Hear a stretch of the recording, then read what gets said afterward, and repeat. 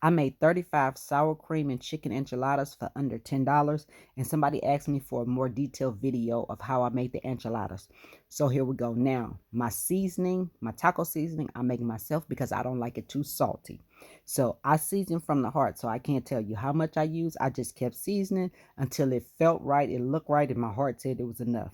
So I put about 2 tablespoons of oil in a skillet.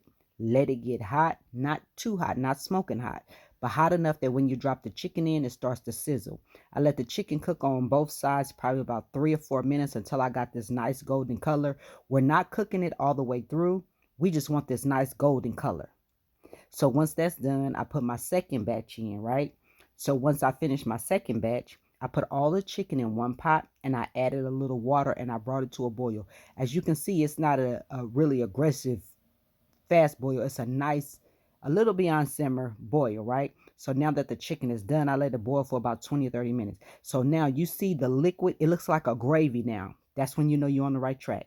Don't throw that away. So I took all the chicken out, put it in my mixer because I wasn't going to do it myself, and I shredded it up.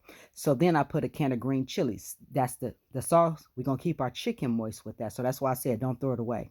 So now I just mixed it up. Now at this point, when I added the cup of cheese, I really didn't need it. I could have just saved the cheese for the sauce. So you'll see me add a cup of cheese here. That's not necessary. I wouldn't, I mean, it's yours. So you can add as much cheese as you want.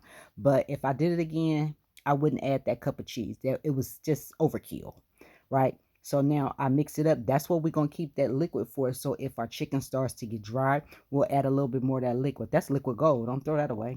Okay, so now as we move forward, I start to see I still had a few chunks. I started breaking it up. I started shredding it. After I shredded as much as my patience would allow me to shred, we had to move on to the roux. So now we set the chicken to the side again. We have the liquid there, so if our chicken starts to dry out, we want it to cool off a little bit because we're going to handle this with our hands, but we don't want the chicken to get dry. So that's what the liquid is for. Now we move on to the roux. So the roux is like gravy. I did a video on gravy. It's 1 to 1 to 1. 1 tablespoon of fat, 1 tablespoon of flour, and a cup of liquid. So keep that in mind once you make the roux. So I wanted about 4 or 5 cups of sour cream sauce or gravy or whatever you want to call it to go over the enchiladas. Also, let me say this. I used corn enchiladas. A lot of people like flour. Sorry, that's my watch. I used corn enchiladas. Some people like flour. I didn't care for the flour because it just made it taste gummy to me. Now, this is the part I wanted you to see. When you add the liquid, you have to whisk for your life. Whisk and keep whisking. And when you think you've whisked enough, keep whisking. You're going to see this come together. This is the part where you might think, oh, I did something wrong. No, you didn't. Keep on whisking. Your heat should be on a medium high heat. I don't want it to be too high.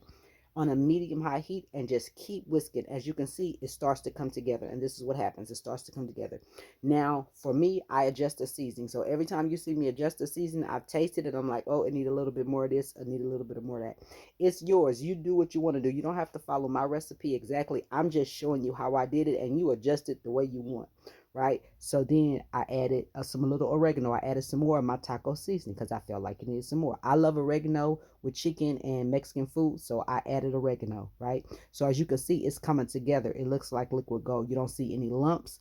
You see it smooth. That's what you want. I seasoned it again, as you can see. So I'm just giving you the idea, and you just dress it and do it the way you want to do it. That's what cooking is all about. That's the beauty of cooking. You can change it and tweak it to way you like it, right? You could even do this with beef. So, okay, so as we go along, I'm letting it thicken, right? But if it becomes too thick, that's why you don't want your fire too high. Medium high, shouldn't be on high, medium high at the highest. Add a little bit of water because remember, we're going to add already shredded cheese because we're not shredding it ourselves because I'm using a Mexican blend cheese. So when we add the Mexican blend cheese, it has a coating of cornstarch or potato starch on it. So that's going to make your gravy even thicker. So you don't want it too thick in the beginning because it's going to get even thicker when you add the cheese. I hope that makes sense.